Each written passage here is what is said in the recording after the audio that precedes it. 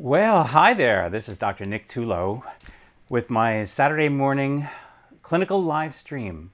Thank you for joining me. I'm really happy that you're here.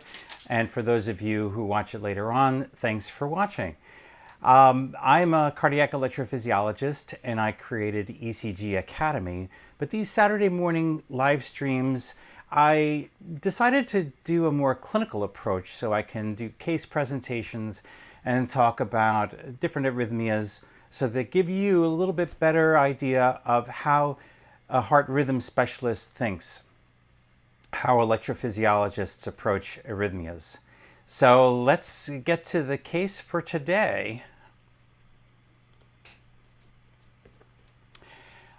So I was called to the emergency room because they had a 34-year-old woman who had a heart rate of about 170 beats per minute. And the emergency room physician told me they gave adenosine. Actually, they gave 6 milligrams and then 12 milligrams. And they said it really didn't do much. So they wanted me to come down and figure out what's going on. So really the history becomes very important for this case because it wasn't just any 34-year-old woman. It turns out that this woman actually had a history of an aortic aneurysm. And she was followed by a vascular center in New York because her mother actually died of an aortic dissection. So when her aorta reached about 5 centimeters, they decided to recommend an ascending aortic graft and an aortic valve replacement. So she had had this open heart surgery just about a week ago. And she went home on Toprol XL, 100 milligrams daily, which she had been taking actually for a number of years to reduce her blood pressure and reduce the chances of the aneurysm expanding. And she had taken the Toprol yesterday, but this morning she woke up and noticed right away that her heart was racing very rapidly and she had these fast heartbeats. So she came to the emergency room thinking something was wrong. Now, this morning she didn't take her Toprol because she came to the emergency room to see what was going on. So they said the heart rate was 170 beats per minute, and they told me that it was kind of regular, so they thought it was SVT. That would be the natural assumption in a young 34-year-old. And so they gave the adenosine and nothing happened.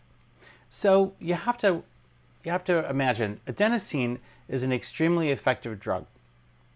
It affects the AV node in a pronounced manner, especially 12 milligrams. If you give it properly, something should happen. If it's SVT, it definitely should break. And if it's something else, you should at least see some transient slowing of the AV node. But they said they didn't see any change in the arrhythmia, which makes me wonder if they gave it properly. Just as an aside, you guys who give it adenosine, it gets metabolized by the endothelium. So you really have to push it to the heart as quickly as you can before it disappears within the cardiovascular system. In other words, you give the adenosine through a reasonably central line. Antecubital is fine. But then I always take 20 cc's of saline and push it really rapidly. So you give the adenosine and then you give the saline as fast as you can to get it to the heart as quickly as possible. And that's really the way that you can pretty much maximize your effect, right? I mean, often if you do it the right way, 6 milligrams is all you need. But they give 6 and 12 and nothing happened. And so drum roll, please. This is what the EKG looked like. Okay, so yes, it's rapid, and yes, probably the rate's about 170 beats a minute or so. But how many of you would have given adenosine for this arrhythmia? The one thing that I notice as soon as you look at it is that it looks like it's a little irregular. I mean, you have slightly longer R to R intervals every now and then. And see, this is longer and this is definitely shorter. So it's irregular. And SVT should be regular as a clock. And of course, most SVTs involve the AV node, either AV nodal reentry tachycardia or AV reentry tachycardia utilizing an accessory pathway. And when you block the AV node, even for just one beat, SVT like that will terminate. But this doesn't look like SVT to me. As soon as I saw it, I knew that they were not looking at the details. And anyone who has gone on ECG Academy and done my course knows I call atrial flutter the great pretender. All right, I've given it away. It's atrial flutter. How do I know that? Well, let's zoom in a little bit and take a closer look at what the inferior leads look like. You know, flutter is described as having sawtooth flutter waves, and certainly common atrial flutter has so. And what you see are these very slanty signals that go down gradually and then up quickly. Do you see that? That sense of a diagonal pattern, that slanty appearance. So if you just ignore the QRS complexes, you would see that this actually is a very, very beautiful classic sawtooth pattern of typical atrial flutter. All right, you can see that in the inferior leads. Here in the rhythm strip lead 2, it's very apparent. And the interesting thing is that the atrial flutter rate, if you kind of get a sense of how fast the flutter is going, it's actually a little bit more than 200 milliseconds. Well, let's see. Yeah, it's probably just about 200, because maybe it's landing on the heavy line pretty consistently. So if you have 200 milliseconds, that gives you an atrial rate of 300. So if this atrial flutter was conducting 2 to 1, which is what you'll usually see in atrial flutter, what would the ventricular rate be? About 150, right? But clearly this rate is 170 or thereabouts.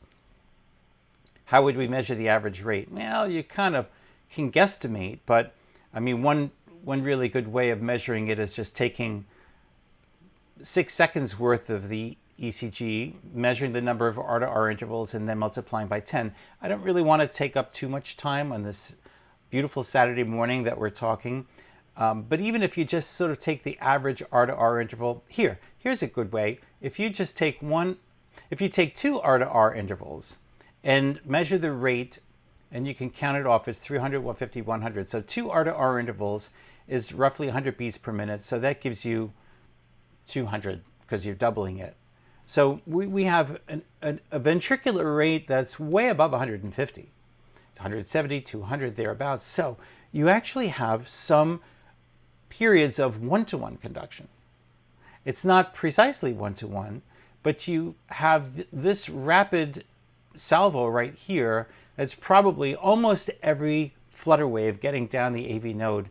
And then you'll have a little bit of a break where, you know, you'll have a little bit of winky backish kind of behavior to the AV node. So this is just atrial flutter with super normal AV conduction. And why? Why is it so fast? Because the patient's only 34 years old. She has a very healthy AV node.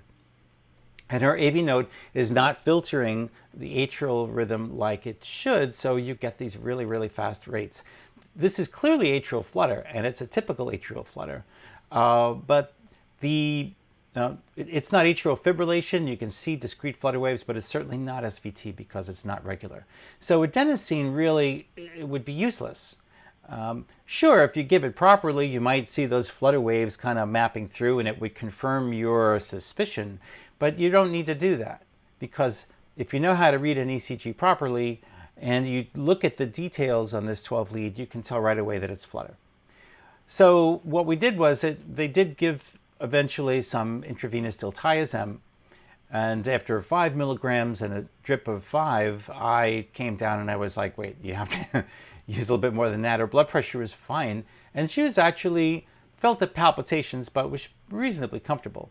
So we gave another 10 of IV cardizem, and then we put her on a drip of 10.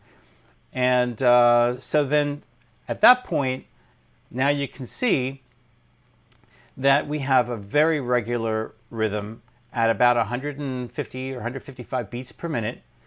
And in this case, we have 2-to-1 flutter. So you do still see, and I'll make this a little bit bigger. Let's enlarge this a little. You can still see that slanty, fluttery looking appearance. So when you see this diagonal line, when you see this slant in between the QRSs, right away think flutter. I call it the great imitator because when you have 2-to-1 flutter, it almost looks like SVT. And if you have 3-to-1 flutter, sometimes you'll only see one flutter wave in front of the QRS and you'll think it's sinus rhythm. So this is clearly atrial flutter, and the cardizem just wasn't cutting it. Now, why would this young 34-year-old woman have atrial flutter? Well, she just had open heart surgery. Atrial flutter and atrial fibrillation are very common complications of open heart surgery because they went in and they sliced and diced and opened up her pericardium to replace that aortic valve, and it leaves behind a huge amount of inflammation. Atrial fibrillation might not occur right away, but later on you can get residual inflammation. Now, is this definitely from the open heart surgery? Maybe. People with normal hearts get atrial flutter as well. So you have to wonder whether this is going to recur once you take care of it. But how should you take care of it? What do you do in the emergency room when you are faced with atrial flutter? I was just looking at some comments. I guess let's go on. What was it just saying? Now, see, that's what happens when you do a live stream. You can't go back and edit out the senior moments. But we had atrial flutter that occurred after open heart surgery and is probably related to the inflammation, but even people with normal hearts can get atrial flutter. And I'll explain what the flutter mechanism is in a minute. But at any rate, even with 2-to-1 conduction, her blood pressure is fine, and she hadn't taken her toprol. So what should you do? You want to be able to control the rate so that people feel a little bit more comfortable, so that, in fact, if you give medications to slow the rate, don't be afraid that the blood pressure may bottom out. I mean, that usually only occurs in someone who's either hypovolemic or they have really bad left ventricular function. The blood pressure tends to be low because the diastolic filling time is compromised, right? That's why tachycardia results in a drop in blood pressure, because you have less time for the heart to fill, so you compromise left ventricular filling and your cardiac output goes down. But if you slow the heart down, now you have more time in between beats, the heart can fill more properly, and you often get a paradoxical increase in the blood pressure. She hadn't taken her toprol that morning, and remember, she's been on 100 milligrams of toprol every day for years, so she's used to having it, and she could be suffering from a slight degree of beta blocker rebound. So we did give her some intravenous low pressor, and with that, as you can see here, the R-to-R intervals are starting to break up a little bit. You can actually see some 3-to-1 conduction right here, and there you've got these beautiful flutter waves. I like to call this the Black and Decker syndrome. For those of you who remember Black and Decker, they used to be a tool manufacturer, and get it, sawtooth? Okay. Anyway, see here, up here, you also have another period. And she started to do this more and more, and then eventually, about an hour or two later, what we saw is this. So she's still conducting pretty rapidly, but then suddenly, right there, whoop, she breaks, and a couple of, well, of course, her sinus node is suppressed because of the overdrive suppression that's occurring because of the rapid atrial rate. And she has a couple of escape beats here, but then eventually sinus rhythm resumes, and then she was fine. So we were able to stop the IV cardizem at that point, restart her beta blockers, and because this was a post-operative arrhythmia, we actually decided to send her home on a decent dose of amiodarone just because it's so effective.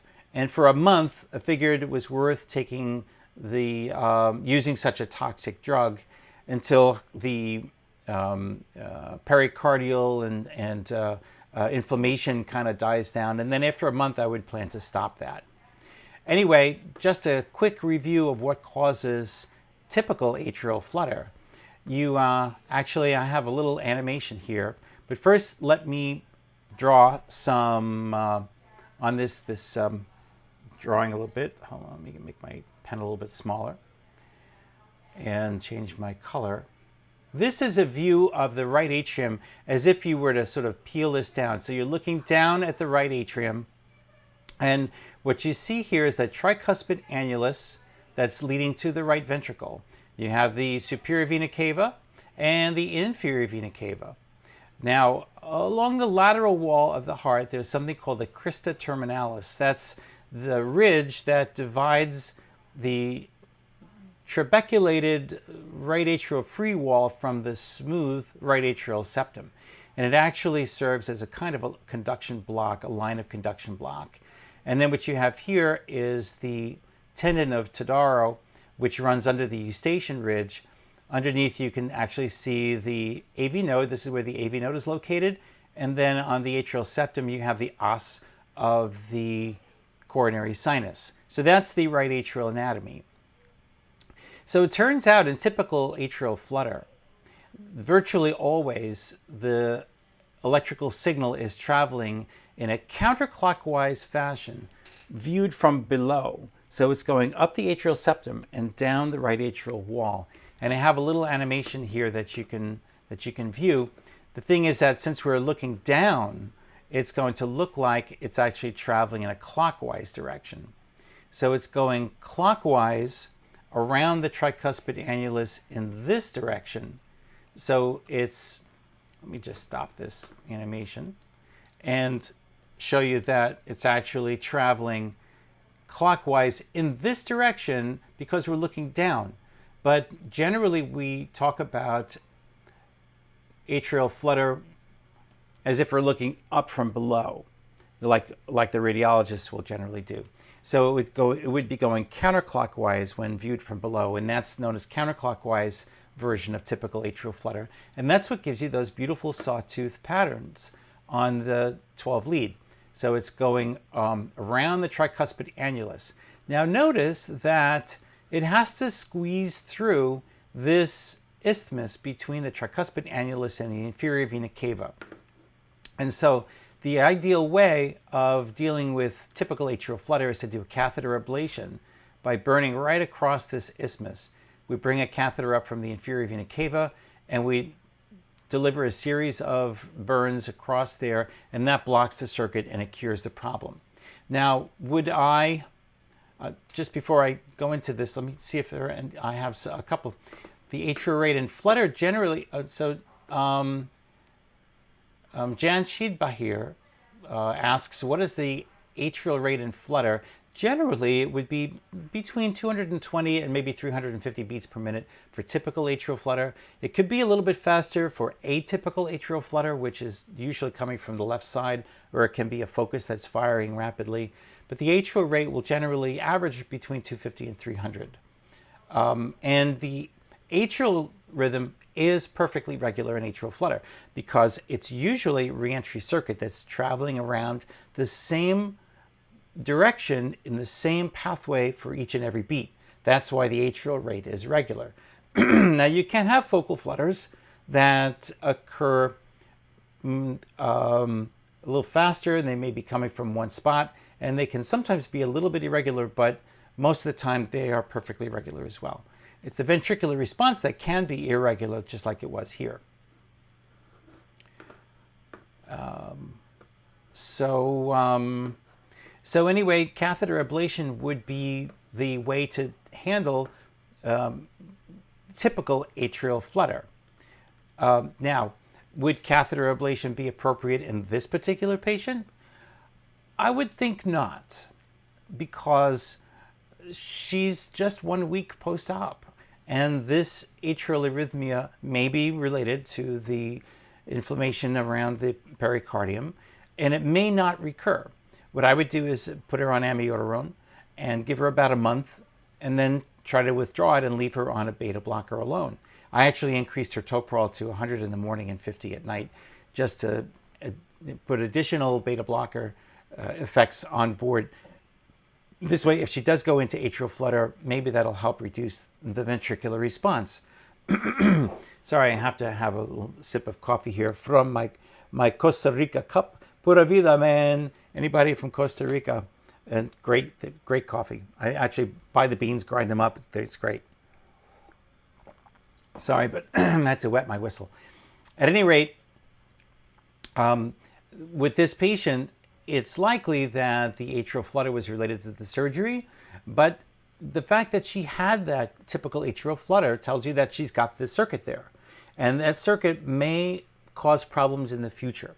So if this were to recur a month or 2 months or 6 months or a year from now, at that point I would offer her an ablation, because it's likely to keep recurring, and we know that medical therapy for atrial flutter, especially typical atrial flutter, usually doesn't work well.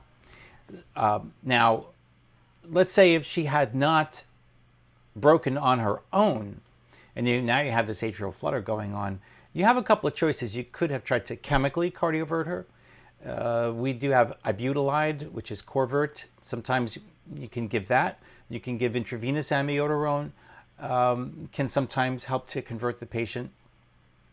If it went on for more than 24 hours, I would have started anticoagulation and then could have electrically cardioverted her.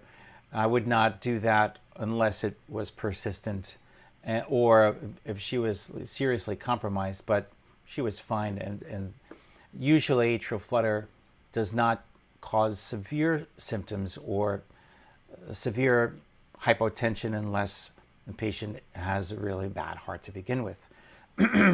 So at any rate, I think that this was a really interesting case, not just because you usually don't see atrial flutter in a 34-year-old. You can, but what's more interesting is that the initial impression was some kind of SVT, and giving adenosine was really not necessary to take that step. You would have just gone to an AV nodal blocking agent like diltiazem or intravenous beta blocker, slow things down, and luckily she converted on her own. I guess the point I wanted to make is you really should look more carefully at the subtle details in ECGs. And, there are a couple of rules in medicine. One of them is common things occur commonly. So common atrial flutter or typical atrial flutter is a frequent arrhythmia that we see in the emergency room. And the other rule is Tulow's law, and that is don't believe anything you read on an ECG unless you wrote it yourself. So always use your own eyes, look at that cardiogram, interpret it yourself, and then treat the patient appropriately in order to make sure that you're doing the right thing and not delaying and giving unnecessary medications. Really be confident in what you're doing and what you're looking at. And if you want to learn more about arrhythmias from an electrophysiologic standpoint, so if you want to learn how EP doctors think, you can go on my website, ecgacademy.com. The link is actually in the description. If you just scroll down below, you can click on it, because I have a whole entire course.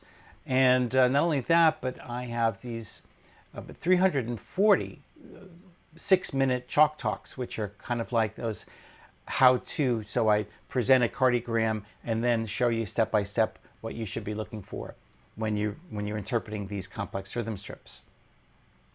Then I hope that this clinical live stream has been helpful to you. Again, I wanted to bring more of a clinical perspective to things.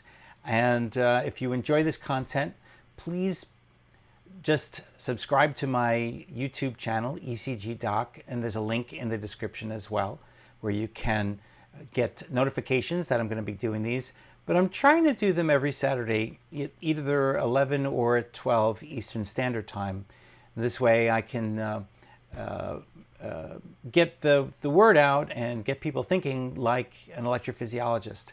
And as they say in ECG Academy, look at ECGs in a whole new light.